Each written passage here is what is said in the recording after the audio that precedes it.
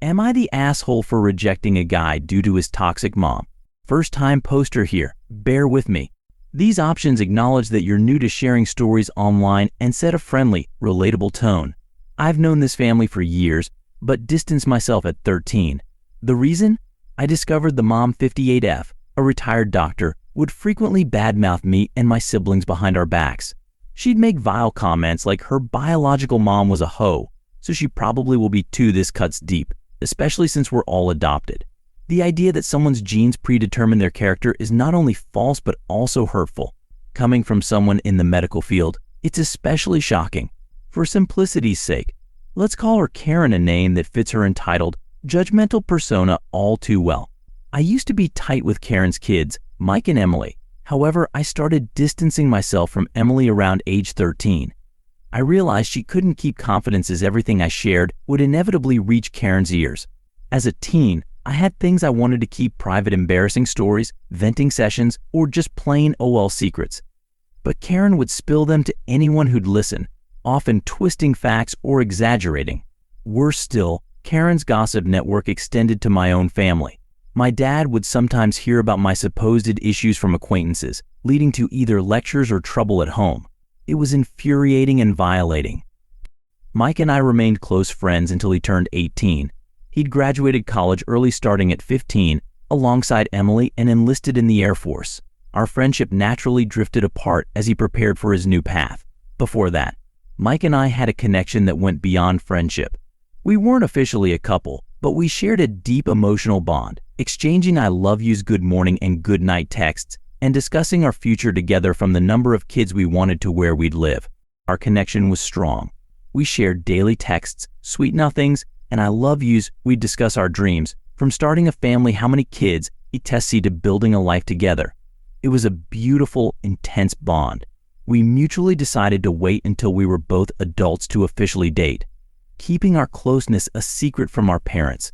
Of course, Karen eventually discovered our secret, but that's a story for another time. Suffice it to say, our youthful romance was filled with promise, and we both cherished the connection. 2 months ago, Mike returned from the military for a visit. Our families reunited for dinner at Karen's, a chance to catch up after his time away.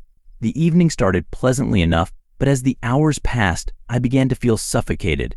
Needing a break, I excused myself to the front porch for some fresh air. Mike followed me out about 5 minutes later, and we started chatting. It was nice to finally have someone on one time, since we'd barely had a chance to talk all evening. As we chatted on the porch, Mike's tone shifted from casual to sincere. After about 10 minutes, he asked the question I'd been anticipating: "Are you still interested in me? Would you be willing to start dating?" My heart skipped a beat. I still harbored feelings for him, and a part of me always would. However, the years apart had given me clarity. As much as I adored Mike, I couldn't shake the dread of having Karen as a mother-in-law. Her toxic behavior and hurtful comments had left an indelible mark. I envisioned the stress, the drama, and the inevitable clashes that would come with being tied to her through marriage. Mike was, and still is, an incredible person, and I have no doubt he'd make someone very happy.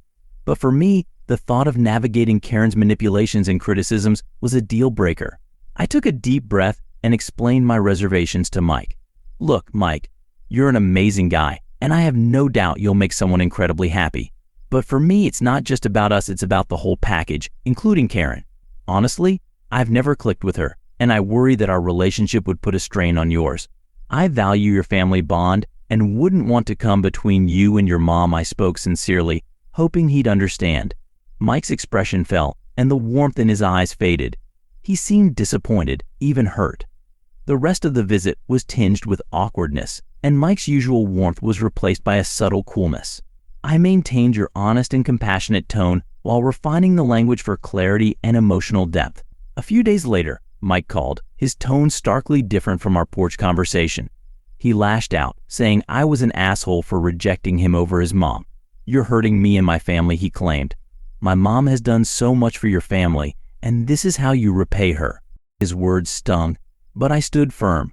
I explained that my decision wasn't about his mom's kindness to my family, but about my own well-being and the toxic dynamics I'd experienced. Mike's reaction left me wondering, was I the asshole for prioritizing my own emotional safety, Or was he being unfair by expecting me to overlook his mom's hurtful behavior? Now, the question remains, am I the asshole